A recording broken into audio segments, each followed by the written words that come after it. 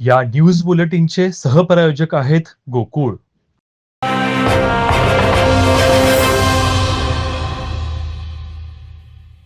कागल तालुक्यातील शेंडूर बीट अंतर्गत व्हनाळी येथे पोषण पंधरवडा 2025 कार्यक्रमाअंतर्गत विविध उपक्रम उत्साहात पार पडले आणि त्याला चांगला प्रतिसाद मिळाला. महिला बालकांच्या आरोग्य आणि लसीकरणाबाबत मार्गदर्शन करण्यात आलं.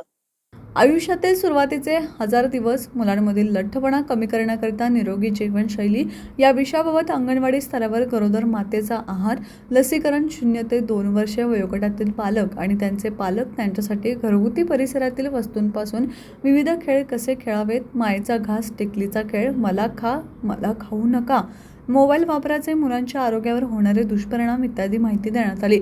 बालकांची वाढ आणि विकासाकरिता त्यांच्या सुरुवातीच्या 2 वर्षांच्या काळात कुटुंबानं कशा प्रकारे काळजी घेणं गरजेचं आहे याबाबत बीट पर्यवेक्षिका विद्या शेट्टी यांनी मार्गदर्शन केलं.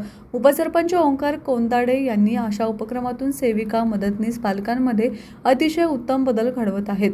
त्याबाबत त्यांनी सेविका मदतनीस महिला आणि बालविकास विभागाचं कौतुक व्यक्त केलं. डॉक्टर जयश्री पाटील, सुधाकर पाटील यांनीही आरोग्य आणि लसीकरणाबाबत मार्गदर्शन केलं. पोषण ट्रॅकरवर लाभार्थी स्वतः कशा प्रकारे नोंदणी करू शकतात याबाबत सेविकांनी मार्गदर्शन केलं.